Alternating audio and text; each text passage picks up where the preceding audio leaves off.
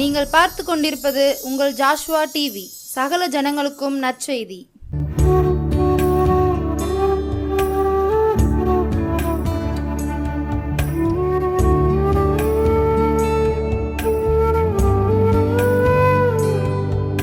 Praise the Lord. இயேசு கிறிஸ்துவின் நாமத்தினாலே ஜாஷ்வா டிவி நேயர் அனைவருக்கும் அன்பின் வணக்கத்தையும் வாழ்த்துதலையும் நான் தெரிவித்துக் கொள்கிறேன். இந்நாளில் கதை கேட்பதற்கு முன்பாக நம்ம தலைகளை தாழ்த்தி ஆண்ட சமத்தில் ஏசப்பா என்னோடு எங்களோடு பேசுங்கன்னு சொல்லி நம்ம கேட்போம். அன்பின் பரலோக பிதாவே, இந்த அருமையான நேரத்துக்காக நன்றி செலுத்துகிறோம் ஆண்டவரே. இந்த நாளில் கூட ஆண்டவரே எங்களோடு பேச போகின்ற கதைக்காக அதன் மூலம் நாங்கள் கற்றுக்கொள்கின்ற வேத வசனத்திற்காக உமக்கு நன்றி செலுத்துகிறோம் ஆண்டவரே. ஒரு நாளும் இந்த வேத வசனமானது வெறுமையாக திரும்பி போகாது ராஜா. கிருபியாக இந்த வசனமானது எந்த ஒரு ஆத்மாவையாவது ஆண்டவரே அப்பா உருவ குத்துறதாக காணப்படத்தக்க கிருபை தாங்க ராஜா. இந்த வசனத்தின்படி நடப்பதற்கு தங்களை தீர்மானம் எடுத்துக்கொள்ளத்தக்க கிருபை தாங்க ராஜா. நீங்கள் பேசுங்கப்பா. பரிசுத்த ஆவியானவரே, அடியாளு டேவிடும்படியாக ஜெபிக்கிறோம் ஆண்டவரே. உடைய மெல்லி சத்தத்துக்கு நாங்களும் கீழ்ப்படுவதற்கு உதவி செய்யுங்கப்பா. இந்த நேரம் முழுவதும் நீங்கள் பொறுப்படுத்திக் கொள்ளுங்கப்பா. ஆசீர்வதியும் வளர்த்து இயேசு மூலம் ஜெபிக்கிற நல்ல பிதாவே, ஆமென். ஐயோ, இந்த டயரில் காற்று போயிடுச்சே, நான் இனிமேல் இந்த காரை ஓட்ட முடியாதே, நான் நடு ரோட்டில் வந்து நிற்கிறேனே, யாரும் யாராவது நமக்கு உதவி செய்ய மாட்டாங்களா? வருகின்ற போகின்ற ஒவ்வொரு காரையாக நிறுத்தி பார்க்குறேனே, யாரும் என்ன செய்யல, எனக்கு உதவி செய்ய முன் வரலையே. இந்த காற்று போன அந்த டயரை எனக்கு கலட்டவும் தெரியாது. இங்கே எந்த சர்வீஸ் சென்டரும் அந்த டயர் சர்வீஸ் சென்டர் எதுவுமே இல்லையே. நான் எப்படி நான் எப்படியாவது என் ஆஃபீஸ்க்கு நான் போகணும், எப்படி நான் செல்வேன்? இந்த கார் வந்து இப்படி, இந்த காரில் வந்து டயர் வந்து இப்படி இறங்கிட்டே அப்படின்னு சொல்லிட்டு வேதனையோடு ஒரு சகோதரி என்னச்சிருக்காங்க, நடு ரோட்டில் இருந்து என்னச்சிதாங்க புலம்பிக்கொண்டே இருக்கிறாங்க. அப்படி இது எங்கே நடந்ததுன்னாக்கும் அமெரிக்க தேசத்தில் நடந்த ஒரு உண்மையான சம்பவம். இதில் வந்து அந்த இடத்துல வந்து சார்லஸ் ஹார்வே சொல்லி அருமையான இளம் வாலிபன். அந்த சார்லஸ் ஹார்வேங்கிற ஒரு வாலிபன் வந்து தேவனுக்கு பயந்து நடக்கிற ஒரு மகன், ஆண்டவரை அதிகமாக நேசிக்கிற ஒரு மகன், ஆண்டுடைய வார்த்தைகளை அதிகமாக நம்புவான்.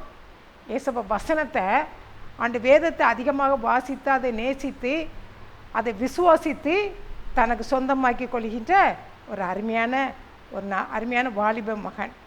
இந்த காலத்தில் இப்படிலாம் பார்க்குறதுக்கு ரொம்ப கஷ்டம், இப்படி வாலிப பிள்ளைகளை பார்ப்பதற்கு ரொம்ப கஷ்டம்.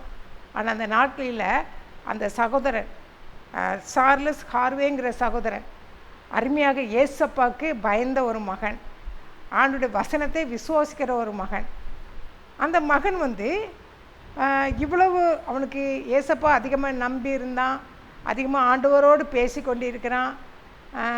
ஆண்டவர் நேரம் கிடைக்கிறதுனால ஆண்டவர், ஆனால் அவனுக்கு நிறைய திறமைகள் இருக்குது. ஆனால் அவனுக்கு என்ன கிடைக்கல, வேலை கிடைக்கவே இல்லை. அவன் எத்தனையோ வேலைக்கு போகிறான், போக போக அவனுக்கு என்ன கிடைக்கல, அவனுக்கு வேலையே கிடைக்கவே இல்லை. ஒரு நேரம் கூட ஏசப்பாட்ட கேட்க ஆரம்பிச்சிட்டான், ஏசப்பா ஏன்ப்பா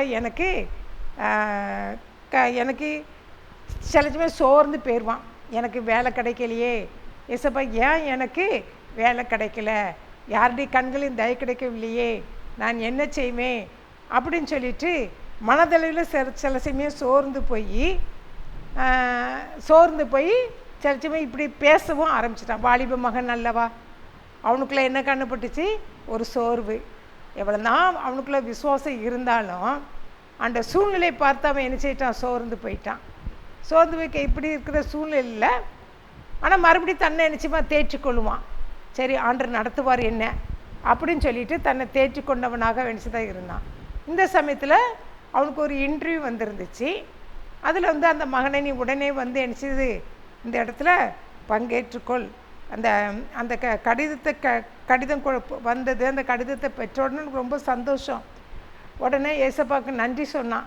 ஏசப்பா இந்த இடத்த இந்த இதில் எப்படியாவது எனக்கு இந்த இடத்துல என்ன செய்யணும், வேலை கிடைக்கணும், நீங்கள் தான் எனக்கு உதவி செய்யணும் என்ன சொல்லிட்டு அந்த தேர்வுக்கான அந்த இன்டர்வியூக்காக தன்னை என்ன செய்தான் ஆயத்தப்படுத்தி கொண்டான். ஆயத்தப்படுத்தி கொண்டு எல்லா தன்னுடைய சர்டிஃபிகேட்டு எல்லாமே எடுத்துக்கிட்டான். என்னென்ன தேவையோ அதெல்லாம் எடுத்துகிட்டு அவன் என்ன செய்தான், அவன் கிளம்பி போக ஆரம்பிச்சிட்டான்.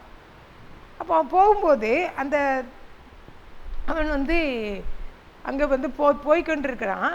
அப்போ சரியான டிராஃபிக்கு, அந்த ரோடில் பயங்கரமாக டிராஃபிக்கு. அந்த டிராஃபிக் இருக்கிறதுனால கரெக்டாக அந்த நேரத்துக்கு அவன் என்ன செய்யணும், அந்த இடத்துல அவன் என்ன செய்யணும், போய் சேரணும். இன்டர்வியூக்கு என்ன செய்யணும், போய் சேரணும். ஏசப்பா இந்த இதுலையாவது நம்ம செலக்ட் ஆக மாட்டோமா அப்படிங்கிற எண்ணத்தோடு சிந்தையோடு அவன் என்ன செய்கிறான், போயிட்டு இருக்கிறான். நேரம் குறைந்த நேரம் தான் இருக்குது. அதனால் தன் வாகனத்தை அதிக வேகமாக என்ன செய்கிறான், ஓட்டி கொண்டு போயிட்டுருக்கிறான். இன்னும் கொஞ்சம் நேரத்துக்கு நம்ம என்ன செய்யணும், அங்கே போய் சேர்ந்து விட வேண்டும் சொல்லி ஆவலோடு என்ன செய்கிறான், வேகமாக தன் காரை என்ன தான் ஓட்டி கொண்டு இருக்கிறான். அப்போ அந்த அவன் போய்கொண்டே இருக்கும்போது அந்த ரோட்டில் ஒரு அருமையான ஒரு நடுத்தர வயதுள்ள ஒரு பெண் நினச்சிருக்காங்க, அதில் நின்று கொண்டு இருக்கிறாங்க, காரின் பக்கத்தில் நின்று கொண்டு இருக்கிறாங்க. அது அவன் கண்ணில் பட்டுச்சு. கண்ணில் பட்டு அந்த அம்மா என்ன செய்கிறாங்க, அவனுக்கு உதவி கேட்குறாங்க. ஆனாலும் அவனுக்குள்ள உள்ளத்தில் என்ன வந்துடுச்சு, ஐயோ நம்ம என்ன செய்யணும், இன்டர்வியூக்கு போகணுமே, நம்ம இதில் இந்த அம்மாவுக்கு நான் ஹெல்ப் பண்ணுனா அவங்களுக்கு உதவி செய்தால் என்ன பண்ணிடுவேன், நான் இன்டர்வியூ அட்டன் பண்ணாமல் போய்விடுமே அப்படின்னு சொல்லிட்டு சொல்லி அவனுக்குள்ளே ஒரு எண்ணம் போயிடுமேன்னு சொல்லிட்டு எண்ணம் அவனுக்குள்ளே ஓடுது. ஆனால் இன்னொரு பக்கம் அந்த எப்படியாவது அந்த அம்மாவுக்கு உதவி பண்ணணும், பாவம் நான் நடு ரோட்டில் நின்றுட்டுருக்காங்களே, எந்த டயர் கடையோ எந்த டயர் சென்டரோ எதுவுமே இல்லையே, பாவம் எனக்கு டயர் மாற்ற தெரியும், வேறு டயரை மாற்றிட்டு அந்த அந்த அந்த மகளுக்கு என்னால் உதவி செய்ய முடியும், அந்த சகோதரிக்கு. ஆனால் நான் அப்படி போயிட்டானாக்கோ நான் என்ன செய்ய முடியாது, நேரம் ஆயிருமே, எனக்கு இன்டர்வியூக்கு நேரம் வேணுமே, இந்த வேலையும் எனக்கு கிடைக்காதே அப்படின்னு சொல்லிட்டு முதல்ல யோசித்தான். யோசிச்சுட்டு அப்புறம் யோசிக்கான், யார் என்ன போனால் நமக்கு என்ன, ஏன் வேலை தான் முக்கியம், நான் அதனால் என்ன செய்ய போகிறேன், இந்த அம்மாவை நினச்சி கண்டுக்கிட மாட்டேன், நான் நம்முடைய காரியத்தை தான் பார்க்கணும், அதுக்கப்புறம் தான் மற்றவங்களே நம்ம என்ன செய்யணும், கவனிக்கணும். அதனால் ஃபஸ்ட்டு நம்ம என்ன செய்வோம், வேலைக்கு போவோம்னு சொல்லிட்டு என்ன செய்கிறான், அந்த அந்த அம்மாவையும் கடந்து என்ன செய்யறான், அந்த லேடியும் கடந்து என்ன செய்யறான், போகிறான். போனால் அவனுக்கு அதுக்கு மேலே என்ன செய்யல, போக முடியல. ஏன்னா அந்த இடத்துல அதிக ஆள் நடமாட்டமும் இல்லை. அது ஆனாலும் என்ன பண்ணுனே அவனுக்கு தெரியலை. அந்த லேடியை பார்க்கும்போது அவனுக்கு ஒரு பக்கம் பாவமாக இருக்குது, ஒரு பக்கம் உதவி செய்துட்டா நமக்கு வேலை கிடைக்காது, அப்படி என்ன செய்யலாம் அப்படின்னு சொல்லிட்டு அவருக்கு அந்த அந்த அந்த சகோதரியை விட்டுட்டு போகிறக்கும் அவனுக்கு மனசு இல்லை. இவன் இந்த ரெண்டு மன போராட்டத்துக்குலாம் இவன் செய்யறான், காரை ஓட்டிகிட்டே இருக்கிறான், மெதுவாக ஓட்டிகிட்டே இருக்கான். வேலையா இல்லைன்னா உதவி செய்வதா, எனக்கு எதுனே தெரியலையே அப்படின்னு சொல்லிட்டுருக்கு. அவன் மன போராட்டத்தோடு என்ன செய்கிறான் இருக்கிறான். அந்த நேரத்தில் ஏசப்பாட்ட அவன் என்ன செய்கிறான், உதவி கேட்குறான். ஏசப்பா நான் என்ன செய்ய, அவன் இரக்கமுள்ளவன், அவனுடைய வார்த்தைக்கு கீழ்ப்படுகிற மகன். அவனுக்குள்ள ஒரு உணர்வு வந்துச்சு, ஏசப்பா நான் என்ன செய்யலாம்ப்பா, அந்த சகோதரியை பார்க்கும்போது பாவமாக இருக்குது, யாரும் இல்லை, அவளுக்கு உதவி செய்கிறதுக்கு யாருமே இல்லை, அந்த இடத்துல உதவி செய்கிறவங்க ஆள் நடமாட்டமும் ரொம்ப குறைவு, அந்த மகள் பாவம் பரிதாபமாக இருக்குது, நான் என்ன செய்யலாம் அப்படின்னு சொல்லும்போது ஒன்று ஆண்டு சமூகத்தில் ஜெபிக்கும்போது ஆண்டு அவனு இதயத்தில் உணர்த்துறாரு. முதலாவது போய் அந்த சகோதரிக்கு நீ என்ன செய்யி, உதவி செய்யி, நம் தேவன் இரக்கமுள்ள தேவன் அல்லவா, அவர் அவனோடு என்ன செய்கிறாரு, பேசுகிறாரு, அவர் பேசும் தெய்வம். இந்த மகன் கீழ்ப்படுகிறான். உடனே என்ன செய்கிறான், தன்னுடைய எல்லாவற்றையும் தன்னுடைய சர்டிஃபிகேட்டை வச்சு, ஏசப்பா எனக்கு வேலை முக்கியம்தான், நான் இன்டர்வியூக்கு போகிறேன், எனக்கு இதில் நான் காலதாமதமாயிட்டு எனக்கு வேலை கிடைக்காது, நீங்கள் தான் எனக்கு உதவி செய்யுங்கன்னு சொல்லிட்டு ஆண்டு சமூகத்தில் அப்படியே அர்ப்பணித்து விட்டு உடனே மறுபடியும் பின்னாடி போய் அந்த சகோதரியோடு என்ன செய்கிறாங்க, பேசுகிறாங்க. என்னாச்சு அப்படின்னு சொல்லி கேட்கும்போது அந்த சகோதரி சொல்கிறாங்க, இப்படி டயர் வந்து என்ன செய்ச்சு, காற்று போயிடுச்சு, பஞ்சர் ஆயிடுச்சு, எனக்கு ஏதாவது உங்களால் ஹெல்ப் பண்ண முடியுமா அப்படின்னு சொல்லி கேட்கும்போது அவங்க சொல்கிறாங்க, நான் எத்தனையோ பேர்கிட்ட உதவி கேட்டு கொண்டிருக்கேன், யாருமே எனக்கு உதவி செய்யலை, தயவுசெய்து நீங்களாவது ஒரு இறக்கப்பட்டு வந்தீங்களே அப்படின்னு சொல்லிட்டு அப்போ என்ன செய்யலான்னு சொல்லி கேட்கும்போது அப்போ அவங்க, நான் உனக்கு என்ன செய்ய உதவி செய்கிறேன் அப்படின்னு சொன்னால் அந்த சகோதரிக்கு ரொம்ப சந்தோஷம். சரி, இந்த மகன் இருதயத்திலாவது ஆண்டவர் பேசியிருக்கிறாரு அப்படின்னு சொல்லிட்டு அந்த மகள் ரொம்ப சந்தோஷப்பட்டு அந்த உடனே அவர் என்ன செய்தார், செயலில் ஈடுபட ஆரம்பிச்சிட்டான். அந்த சார்லஸ்ங்கிறவர் தன்னுடைய செயலில் ஈடுபட ஆரம்பிச்சிட்டாரு. அந்த சகோதரியினுடைய காரில் இருக்கின்ற அந்த டயரை, காற்றில்லாத அந்த டயரை கழட்டி விட்டுட்டு காற்றுள்ள எக்ஸ்ட்ரா டயருக்குள்ள அந்த டயரை எடுத்து அவர் என்ன செய்தார், மாட்டி விட்டார். மாட்டி அது மறுபடியும் என்னச்சு, அந்த காரு சரியான லெவலுக்கு வந்த உடனே அந்த சகோதரியை பார்த்து அவன்கிட்ட கொடுத்துக்கிட்டு, சரி உங்களை இதை பார்த்துட்டு இனிமேல் நீங்கள் உங்கள் காரியமாக போங்க அப்படின்னு சொல்லி அனுப்பி விட்டு இவா உடனே அவருக்கு நன்றி சொல்கிறா. உங்களுக்கு ரொம்ப நன்றி, எனக்கு இந்த உதவி செய்தீங்க, நான் மறக்கவே மாட்டேன் அப்படின்னு சொல்லிட்டு அவள் காரில் ஏறி அவளுடைய காரியமாக வச்சு தான் போய்விட்டா. இவன் தன்னுடைய இடத்துக்கு வரான். டைமை பார்க்க என்னாச்சு, டைம் அந்த இன்ட்ரி சொன்ன டைம் என்ட்ரிச்சு முடிஞ்சு போச்சு. இது என்ன செய்யலாம் அப்படின்னு சொல்லி நினச்சிட்டே யோசிச்சுட்டே இருக்கும்போது ஆண்டவர் அவன் உள்ளத்தில் என்ன செய்ய பேசிக்கொண்டே இருக்காரு, நீ தொடர்ந்து நீ போ, நீ இன்டர்வியூ அட்டன் பண்ணு அப்படின்னு சொல்லி ஆண்டவர் அவனோடு என்ன செய்கிறாங்க, பேசிக்கொண்டே இருக்கிறாங்க. அவன் தொடர்ந்து அவன் என்ன செய்கிறான், அந்த இடத்து வாகனத்தை எடுத்துக்கொண்டு அவன் என்ன செய்கிறான், அந்த இடத்த நோட்டி போகிறான். இப்போ லேட்டு 15 நிமிஷம் 15 மினிட்ஸ் அவன் என்ன செய்கிறான், லேட்டாக போகிறான். இவனுக்கு உள்ளார்ந்த ஒரு பயம், அங்கே இன்டர்வியூலாம் முடிஞ்சிருக்கோம் அப்போ அப்படின்னு சொல்லிட்டு இன்னும் எல்லாம் முடிஞ்சிருக்கோம் அப்படின்னு நினச்சிக்கிட்டே உள்ளே போயிட்டு அங்கே கொடுக்கப்பட்ட இன்டர்வியூ ஃபார்மை என்னச்சு தான் நிரப்பி கொடுக்குறான்.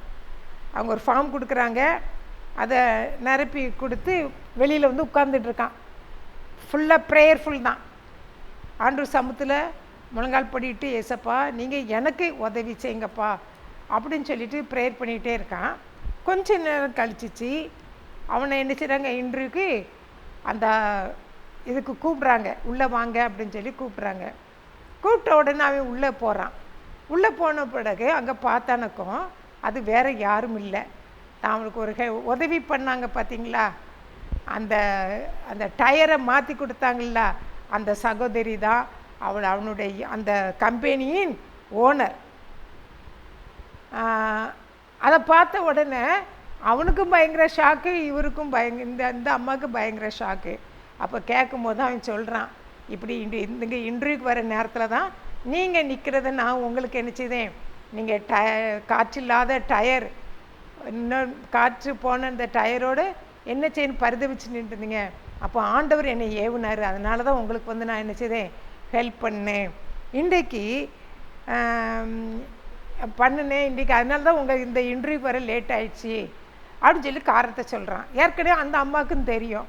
உடனே அந்த அம்மாவுக்கு ரொம்ப சந்தோஷம், இப்படிப்பட்ட ஒரு நல்ல மனது உள்ள, நல்ல இருதயம் படைத்த, இரக்கமுள்ள, எத்தனையோ பேர் என்னை விட்டு கடந்து போனாங்க, யாருக்குள்ளேயும் அவங்க இறக்கப்பட்டு எனக்கு யாருமே உதவி செய்ய வரல, ஆனால் இந்த சார்லஸ் மட்டும்தான் அவர் என்ன பண்ணார், நான் உதவி பண்ணணும் அப்படின்னு சொல்லிட்டு இவ்வளோ நல்ல மனசு நமக்கு உள்ள மனுஷன் நமக்கு கிடைக்கிறது கஷ்டம். அவர் லேட்டாக வந்தாலும் பரவாயில்ல, தன்னால் தான் அவன் லேட்டாக வந்தான் அப்படின்னு சொல்லிட்டு உடனே அவனுக்கு என்னச்சுதாங்க வேலை வாய்ப்பு என்னச்சுதாங்க கொடுத்தாங்க. வேலை வாய்ப்பு கொடுத்த பிறகு அவன் அந்த வேலையில் எப்படி இருந்தாலும் ஒரு உண்மையாக இருந்தான். உள்ள அவங்க நிறைய பேர் வேலை பார்க்குறாங்க, அவங்க எல்லாரும் மத்தியிலையும் இவன் ஒரு உண்மையுள்ளவனாக என்னச்சுதான் காணப்பட்டான். தேவனுக்கு பயந்து ஆண்டோடைய சத்தத்துக்கு கீழ்ப்படிந்து, அது மாத்திரமில்ல தன் உயர் அதிகாரியாக அத்தனை பேருக்கும் அவன் என்னச்சுதான் கீழ்ப்படிந்து உண்மையாக இருந்ததுனால பிற்காலத்தில் இவனை ஒரு நல்ல சமாரியன் சொல்லி என்ன செய்தாங்களாம், உதவி செய்து நல்ல சமாரியன் என்ற பெயரை அவன் செய்தாலாம் பெற்றுக்கொண்டானா. பாருங்க, இந்த நாட்களில் இந்த சகோதரன் சார்லஸ் ஹார்வேங்கிற சகோதரன் எவ்வளோ ஒரு நல்ல இருதயம் அவருக்குள்ளே காணப்பட்டது பாருங்களேன். அதான் கொலோசையர் 3ஆம் அதிகாரம் 24ஆம் வசனத்தில் சொல்லப்படுது. கொலோசையர் 3ஆம் அதிகாரம் 24ஆம் வசனத்தில் வந்து அடுத்து எதை செய்தாலும் அதை நம்ம என்ன செய்யணுமா, மனப்பூர்வமாக என்ன செய்யணுமா, செய்யணுமா. எதை செய்தாலும் நீங்கள் எதை செய்தாலும் அதை மனுஷர்களுக்கென்று செய்யாமல் கர்த்தருக்கென்றே மனப்பூர்வமாய் செய்யுங்கள். அப்போ நம்ம என்ன காரியம் செய்தாலும் இந்த வசனம் என்ன சொல்லுதுன்னா, நீங்கள் எதை செய்தாலும் அதை மனுஷர்களுக்கென்று செய்யாமல் கர்த்தருக்கென்றே மனப்பூர்வமாய் செய்யுங்கள்னு சொல்லி வேத வசனம் சொல்லுது. அதே போல் நம்ம என்ன காரியம் செய்தாலும், யாருக்கு உதவி செய்தாலும் சரி, இல்லைன்னா எந்த காரியம் செய்தாலும் நம்ம யாருக்கு செய்கிறோம், இது மனுஷருக்கு அல்ல, தேவாதி தேவனுக்கு நம்ம இந்த காரியத்தை செய்கிறோம் சொல்லி நம்ம மனப்பூர்வமாக செய்யும்போது அந்த காரியத்தை ஆண்டவர் என்ன செய்கிறாரு, வாய்க்க பண்ணுறாரு. அதே போல் இந்த சகோதரன் வந்து இறக்க குணம். நமக்கு என்ன வேணும், ஒரு இறக்க குணம். மற்றவங்க கஷ்டப்படுறத பார்த்து நமக்கு என்ன செய்யணும், இறக்க குணம் என்ன செய்யணும், வரணும். அந்த இறக்க குணம் இல்லைன்னா நம்ம என்ன செய்ய முடியாது. ஆண்டவர் வந்து நம்ம இரக்கத்தை தான் என்ன செய்கிறாரு, விரும்புகிறாரு. நம்ம அவர் இரக்கமுள்ளவராக இருக்கிற போல் நாமளும் என்ன செய்யணும், இரக்கமுள்ளவரில் இருக்கணும்னு சொல்லி தான் ஆண்டவர் என்ன செய்ய நம்மிடத்தில் எதிர்பார்க்குறாரு. அதான் மத்தேயு 5ஆம் அதிகாரம் மலை பிரசங்கத்தில் 7ஆம் வசனம் சொல்லுது, இரக்கமுள்ளவர்கள் பாக்கியவான்கள், அவர்கள் இரக்கம் பெறுவார்கள். அப்போ நம்ம ஒரு இரக்கமுள்ளவர்களாக மற்றவர்களை பார்க்கும்போது நம்ம இருதயம் நினச்சினோம், மனது உருகணும், இருதயம் கடினப்படக்கூடாது. ஒரு நல்ல சமாரியனை போல நம்ம என்ன செய்யணும், மாறணும். நம்ம நல்ல சமாரியனை போல உலகத்திற்கு வெளிச்சமாக ஒரு உப்பாக நம்ம என்ன செய்யணும், சுடர் விடணும். நம்ம இரக்கம் இல்லாதபடி இருதயத்தை கடினப்படுத்தினா மற்றவங்க நமக்கு எப்படி உதவி செய்வாங்க.